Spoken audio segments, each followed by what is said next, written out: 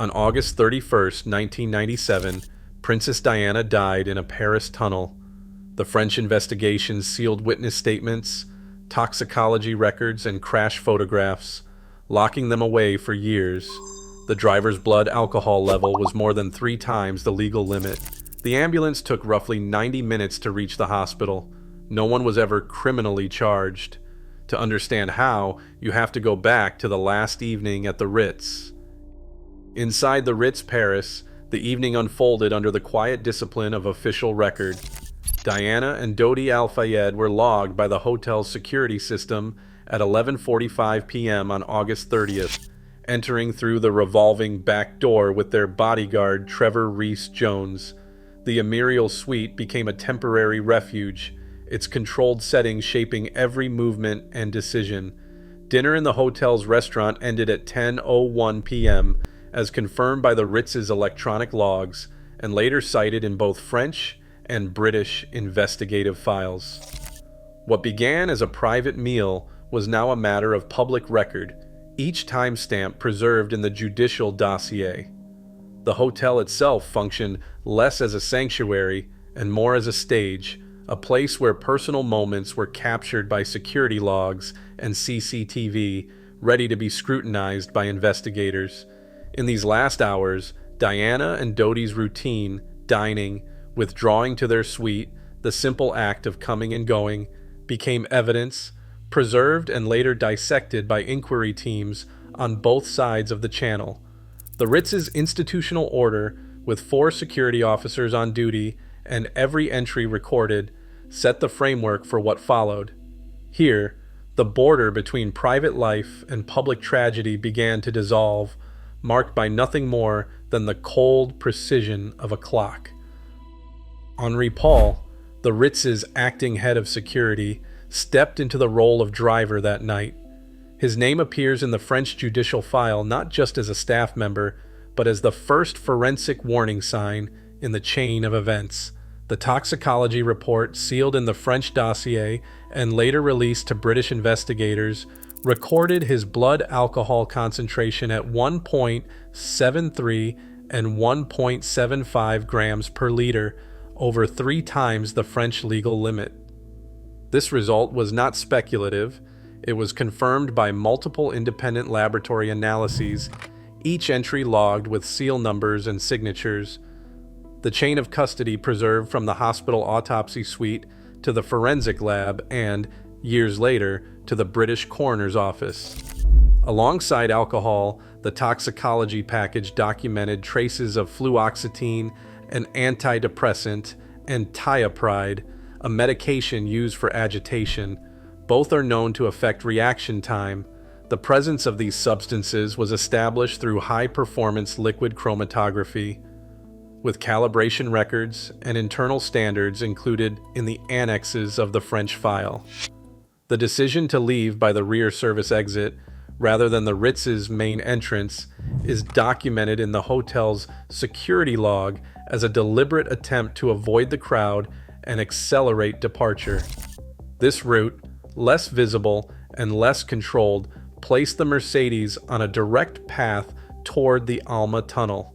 The paperwork, including entry logs, toxicology sheets, and chain of custody forms, anchors the narrative in hard evidence. By the time the car cleared the service lane, the night was no longer ordinary. The official record shows a departure already compromised, not by rumor or speculation, but by the measured presence of alcohol, prescription drugs, and a choice that narrowed the margin for safety. The Mercedes S280 left the Ritz's rear service exit just after midnight, accelerating onto the Paris streets under the glare of camera flashes and the relentless chase of paparazzi. Official traffic camera records, preserved in both French judicial files and the Operation Paget report, trace its path from Place de la Concorde, along the river, across the bridge, and into the mouth of the Pont de l'Alma tunnel. At each checkpoint, the vehicle's progress is stamped in seconds, not minutes. The journey was compressed by speed and pressure. Both the French accident reconstruction and the British Transport Research Laboratory computer simulation converge on a critical fact. The Mercedes entered the tunnel at a speed between 96 and 105 kilometers per hour, at least 3 times the posted limit. Skid marks, tire geometry, and the deformation of the car's front end leave little doubt. The speed was not an estimate, but a calculation anchored in physical evidence and digital modeling. The Transport Research Laboratory simulation, using second-by-second data, showed the car accelerating, swerving to avoid a slower Fiat Uno, and then losing control in the left lane. Witness statements collected by French magistrates describe a chaotic pursuit. 7 photographers, on scooters and in cars, followed the Mercedes from the Ritz. Their sworn accounts, later reviewed by Operation Paget, agree on the pursuit but deny that any paparazzo was physically beside the car at the moment of impact.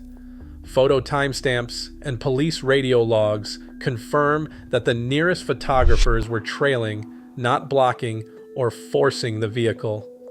The official files reject the claim of a blinding flash at the tunnel entrance. No photographic evidence supports it. Mechanical inspection of the wreckage, conducted by French experts and reviewed by British investigators, found no evidence of brake failure, steering malfunction, or tire blowout. The car's structure absorbed the force of the collision, but the impact with the 13th pillar was catastrophic. The forensic record shows that none of the occupants, except Trevor Rees-Jones, who was attempting to fasten his belt, were restrained. The seatbelt evidence, documented in both French and British case files, confirms the belts were unused and untampered. The collision at 12:23 a.m. left the Mercedes crumpled around the pillar, its front end destroyed, and the airbags deployed in less than a quarter of a second. In the aftermath, the vehicle itself became silent testimony.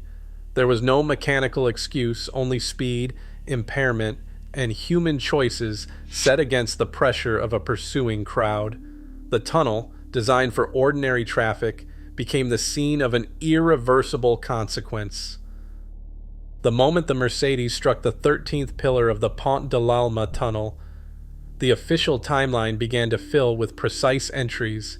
At 0023, the crash was registered in the French police log. Seconds later, Dr. Frédéric Mailliez, an off-duty emergency physician, arrived on the scene. His own testimony, included in both the French judicial file and the Operation Paget report, places him at the wreckage within a minute of impact. Mailliez's first actions, checking Diana's airway, providing basic support, and calling in the emergency services, are not anecdote, but part of the medical record. At 0026, the first SAMU ambulance was dispatched, its arrival at the tunnel entrance logged at 0028. Paramedics worked in the cramped, chaotic space, extracting the injured only after stabilizing their vital signs. The French stay and play protocol, which prioritizes on-scene intervention over rapid transport, shaped every decision. The extraction of Princess Diana from the wreckage is recorded at 0055, nearly 30 minutes after the first responders' arrival. During this interval, multiple teams, fire, police, and medical, documented each action, from the administration of oxygen to the placement of IV lines. The ambulance carrying Diana departed the tunnel at 0118, its journey tracked in the hospital's own logbooks. The vehicle moved slowly by design, following the attending doctor's orders to avoid sudden movement that could worsen internal bleeding. The ambulance reached Pitié-Salpêtrière Hospital at 0206. Each entry in the official dossier, including dispatch sheets, hospital admissions, and medical charts, shows a chain of deliberate steps, not a mysterious delay. The 90-minute window from impact to surgical care is a sequence of logged interventions, each decision preserved in the record, each minute accounted for by the files that outlasted the night. The autopsy and official medical records describe a pattern of injury that left little room for hope. The primary cause of death was a ruptured left pulmonary artery, resulting in massive internal bleeding, a detail confirmed by both the French pathologist Professor Leconte and British forensic expert Dr. Richard Shepherd.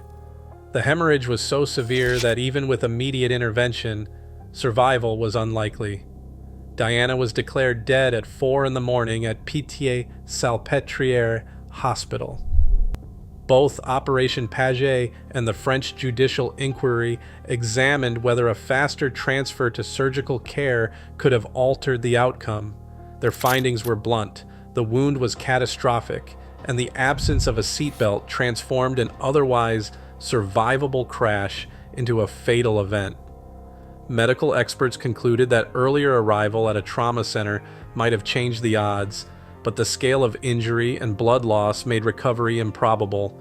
The official record leaves little ambiguity. This was a case where time, trauma, and missed precautions converged with irreversible consequences. The French investigation's official dossier became a locked archive almost from the moment the crash scene was cleared. Judicial secrecy, mandated by law, sealed hundreds of witness statements, toxicology records, and crash scene photographs for decades. Access to the full file was denied not only to the public but to foreign investigators for years, with only redacted summaries and limited extracts made available under strict protocols. Even the laboratory sheets confirming Henri Paul's blood alcohol level, central to understanding the crash, remained hidden until a formal British request pried them loose in 2005. This climate of restricted access kept the public record murky, fueling speculation and mistrust. When Operation Paget, the British inquiry, finally gained partial entry to the French files, its investigators found no evidence of tampering or conspiracy. Instead, the British review filled in procedural gaps, cross-checking forensic logs, chain of custody records, and expert testimony. Where the French magistrates had declined to assign criminal blame to the paparazzi, the British inquest named their pursuit as a contributing factor in an unlawful killing. Both inquiries, however, agreed on the core physical facts. Driver impairment, excessive speed, and the absence of seatbelts shaped the outcome. The divergence lay in legal framing, not in the underlying evidence. Secrecy, rather than mystery, allowed the legend to grow, while the real story remained locked in official archives, awaiting the slow grind of institutional accountability. Decades later, critical files from both investigations remain shielded from public view. As the world demands transparency, unanswered questions persist, not in rumor, but in redacted fact. True accountability depends on openness. Until then, the silence in those archives speaks louder than any theory. Share your thoughts below.